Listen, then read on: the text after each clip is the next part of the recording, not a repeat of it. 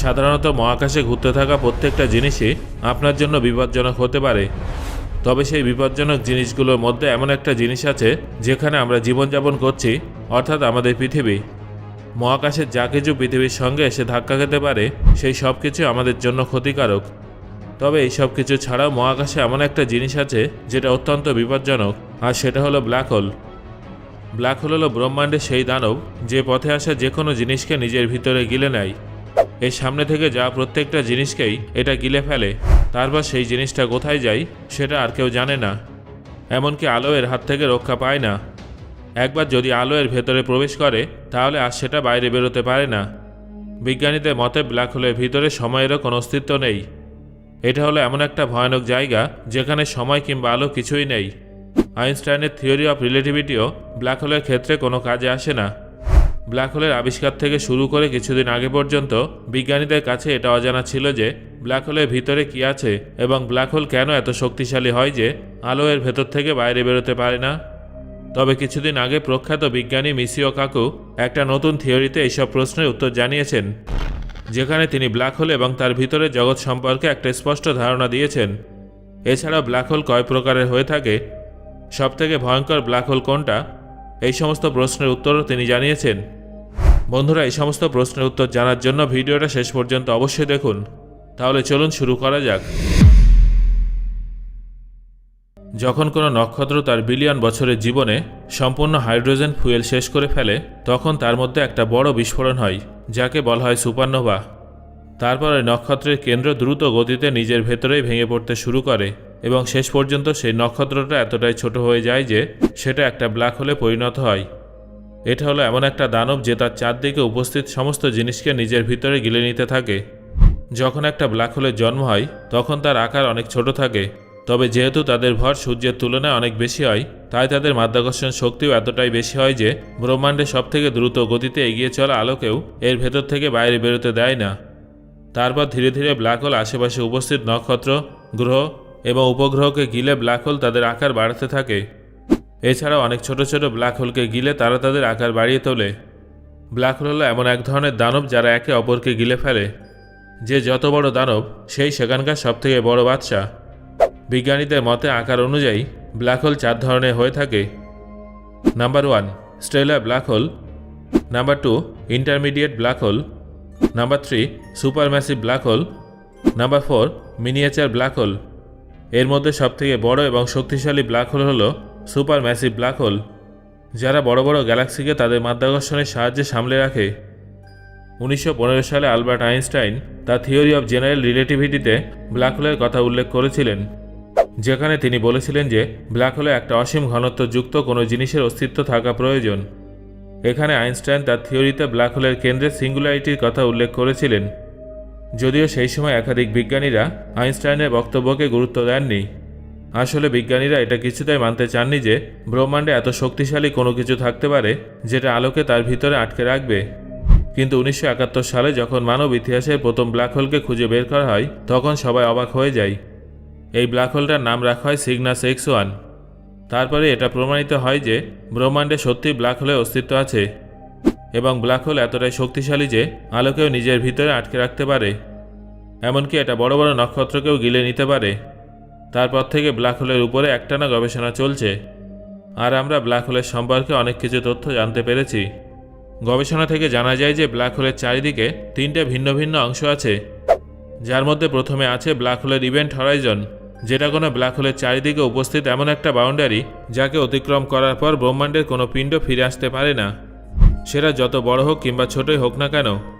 তারপর ব্ল্যাক হোলের দ্বিতীয় অংশ আছে যাকে ফোটন স্ফিয়ার বলা হয়, যেটা ব্ল্যাক হোলের চারিদিকে ইভেন্ট হরাইজনের পর উপস্থিত এমন একটা জায়গা যেখানে ইভেন্ট হরাইজনকে অতিক্রম করে ব্ল্যাক হোলের ভিতরে যাওয়া পদার্থ তার চারদিকে ঘুরতে শুরু করে এবং ধীরে ধীরে ব্ল্যাক হোলের শেষ অংশ, যাকে বিজ্ঞানীরা সিঙ্গুলারিটি বলেন, তার ভিতরে ঢুকে যায়। সিঙ্গুলারিটি হলো ব্ল্যাক হোলের এমন একটা জায়গা যেখানে টাইম অ্যান্ড স্পেসের কোনো কিছুরই অস্তিত্ব নেই, যার ফলে এখানে আমাদের ফিজিক্সের কোনো নিয়মও কাজ করে না। আইনস্টাইনের থিওরি অফ রিলেটিভিটি থেকে আমরা এই বিষয়ে অনেক কিছু জানতে পেরেছি। তাই বিজ্ঞানীদের মতে ব্ল্যাক হোলকে ভালোভাবে বুঝতে হলে আমাদের এমন একটা থিওরিকে বেছে নিতে হবে যেটা আমাদের ব্রহ্মাণ্ডের সবথেকে বড় অবজেক্টের পাশাপাশি ব্রহ্মাণ্ডের সবথেকে ছোট অবজেক্ট অর্থাৎ কোয়ান্টাম পার্টিকেলের সম্পর্কেও জানাবে। তবে সমস্যাটা হলো ব্রহ্মাণ্ডের সবথেকে বড় অবজেক্টের জন্য আমরা আইনস্টাইনের থিওরি অফ রিলেটিভিটি প্রয়োগ করতে পারি, কিন্তু কোয়ান্টাম পার্টিকেলের প্রসঙ্গ এলে আমাদের কোয়ান্টাম থিওরি প্রয়োগ করতে হয়। ব্ল্যাক হোলের মতো কোয়ান্টাম লেভেলেও থিওরি অফ রিলেটিভিটি এবং ফিজিক্সের সমস্ত নিয়ম ভেঙে যায়।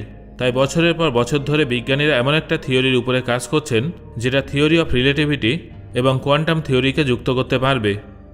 এমন একটা থিওরি যাকে আমরা থিওরি অফ এভরিথিং বলতে পারবো, কারণ সেটা আমাদের ব্রহ্মাণ্ডে উপস্থিত প্রত্যেকটা অবজেক্টের সম্পর্কে ভালোভাবে জানাতে পারবে।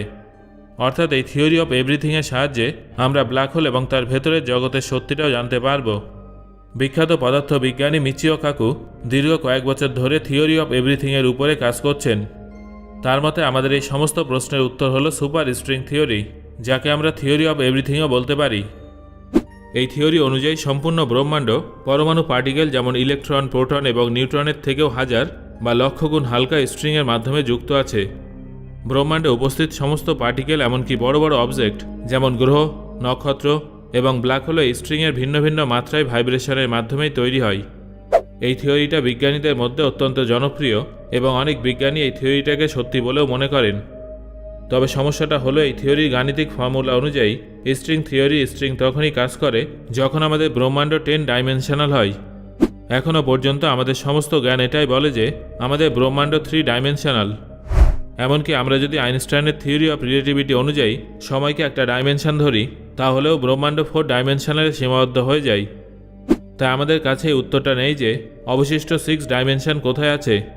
এই বিষয়টা সুপার স্ট্রিং থিওরির সত্যতা সম্পর্কে প্রশ্ন তোলে। এখানে মিচিও কাকু বলেন যে ইতিহাস সাক্ষী আছে বর্তমানে আমরা যে সমস্ত থিওরিকে সঠিক বলে মনে করি তাদের মধ্যেও এখন অনেক প্রশ্ন উঠছে যেগুলোর উত্তর আজও খুঁজে পাওয়া যায়নি।